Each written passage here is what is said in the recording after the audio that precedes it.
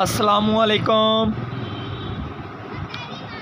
दोस्तों, आज मेरे पास एक MW6871 रिसीवर है। ठीक है जी। तो इसमें फ़ॉल्ट ये है कि जब भी मैं इसको पावर देता हूँ तो उस वक्त ना तो ये रेड लाइट शो कराता है और ना कोई और ऑप्शन वगैरह, ना तो डिस्प्ले इसकी शो होती है। तो अब मैं इसको ओपन करता हूँ, फिर चेक करते हैं क्या इस रिसीवर में क्या मसला है, क्या इसकी पावर सप्लाई है ख़राब या फिर इसका जो कि मेन कार्ड है उसमें फ़ॉल्ट है। मेरा नाम है मोहम्मद मुदस्सिर अली खोखर और आप देख रहे हैं अमीर TV 9। लाइक कीजिए, सब्सक्राइब कीजिए और ज़्यादा से ज़्यादा शेयर कीजिए। अब मैं इसको ओपन करता हूँ।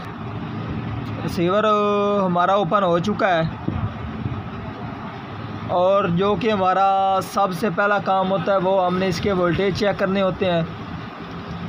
ठीक है जी।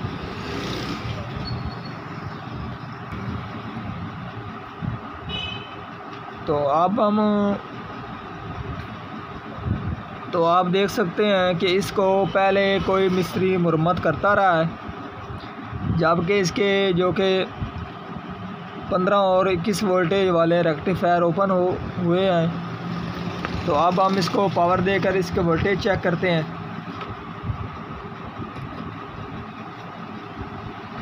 जो कि रेक्टिफायर इसको ओपन है, इससे तो यही मालूम होता है कि इसको पावर सप्लाई का ही मसला है।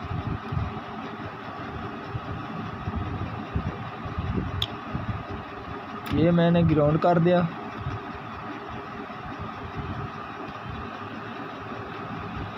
तो आप देख सकते हैं ये 5 वोल्टेज नहीं शो करा रहा, जबकि इसके वोल्टेज अप डाउन हो रहे हैं। ठीक है जी। तो अब हम इसमें सप्लाई और नाई लगाएंगे। ठीक है जी।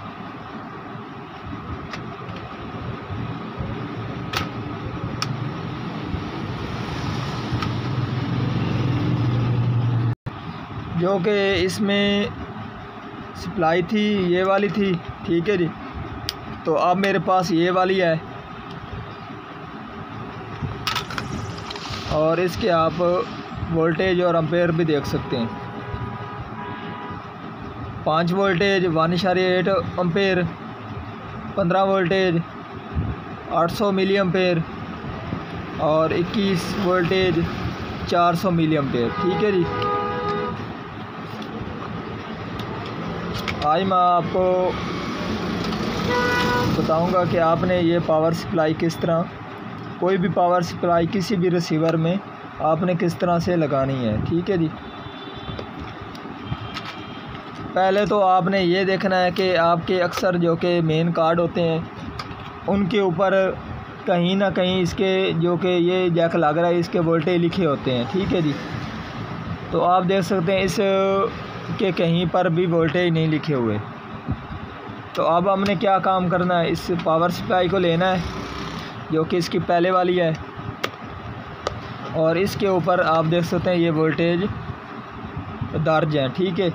ये इसके 21 वोल्टेज हैं, इसके आगे ये इसके 15, इसके आगे ये ग्राउंड और ये 5 वोल्टेज हैं। ठीक है जी। तो अब हमने देखना है आप देख सकते हैं इसका ये वाला हिस्सा इस तरफ है। ठीक है जी। तो इससे मालूम ये होता है कि जो कि हमारी पॉजिटिव 5 वोल्टेज वाली जो कि वायर है ये यहाँ पर है और आगे ये हमारा ग्राउंड है, इसके आगे ये हमारे 15 वोल्टेज और इसके आगे ये हमारे 21 वोल्टेज। ठीक है जी।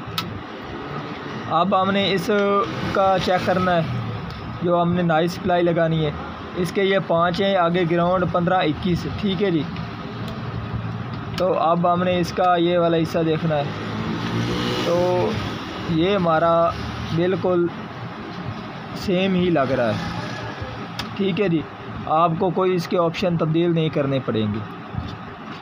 ये इसका 5 था, तो आप देख सकते हैं इस वायर का भी हमारा ये वाला 5 है।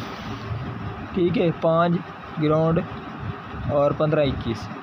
इसका भी 5 ग्राउंड और 15-21 है।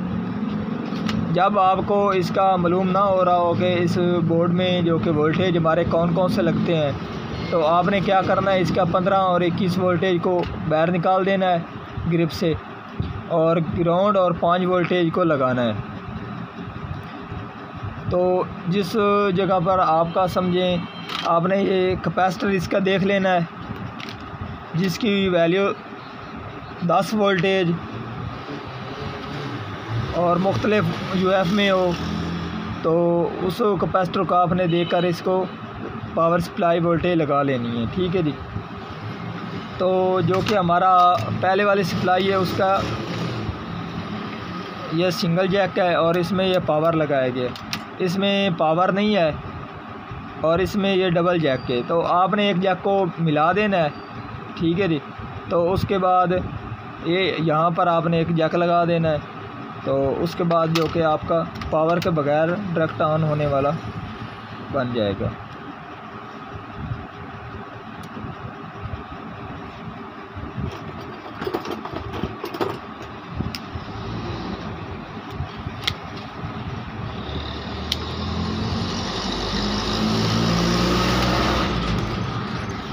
तो आप देख सकते हैं मैंने इसको शॉर्ट कर दिया है।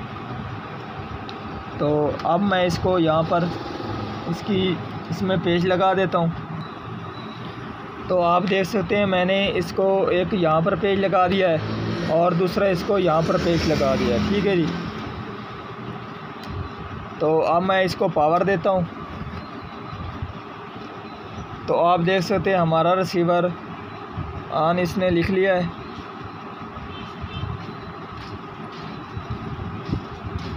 और ये स्टार्ट के ऊपर भी चला गया है। ठीक है जी। अब हमारा मुकम्मल ऑन रिसीवर हो चुका है। तो आप देख सकते हैं ये तकरीबन 85 से 86 नंबर पे था।